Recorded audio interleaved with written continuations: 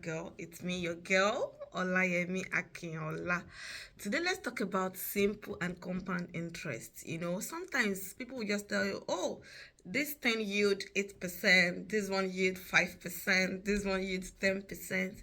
The next question you want to ask as someone that is financially educated is to ask them, is it going to yield simple or compound interest? Honestly, you don't want to miss that, because if somebody tells you they're going to give you 6% at compound interest, it's far better than someone offering you 10% at simple interest. So you want to understand the difference. Like, okay, yeah, in our secondary school or in the high school, you learn about simple, compound.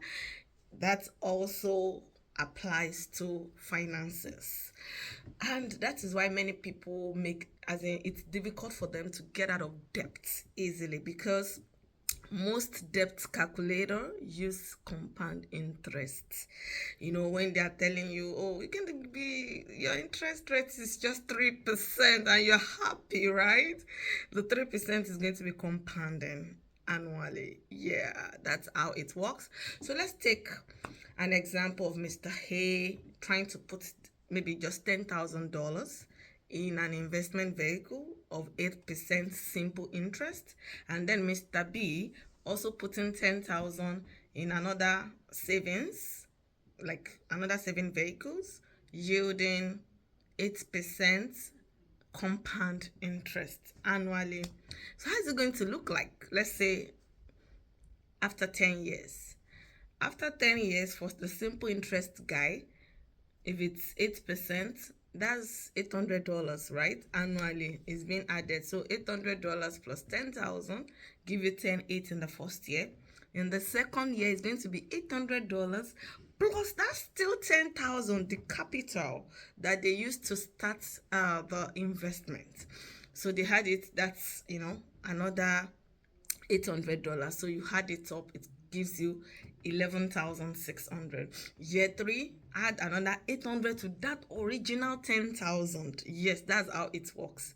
So, and then it gets on to the 10th year. So at the 10th year, by the time you add up those $800 gained annually, it's going to give you something around $18,000 after 10 years. Well, let's look at Mr. B that put their own, 10,000 in a compound interest vehicle. By the time it's, the first year, it gives you 800, yes. But in the second year, it's going to be 8% of 10,800.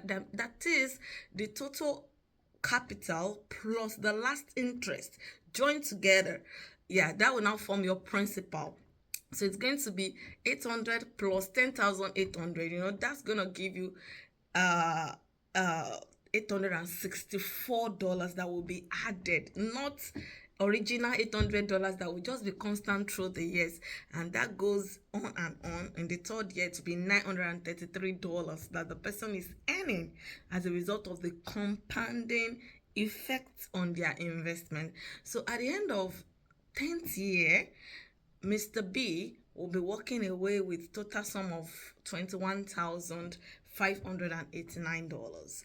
All things being equal. Of course, we are not adding inflation, taxes, and all that, but I'm just trying to let you know the power of compound and simple interest. So with compound interest, the saving vehicles of Mr. B gives him 8% on combined principal plus the interest for the next year calculation. When you see the difference, of course, between the simple and the compound interest, now you understand, right?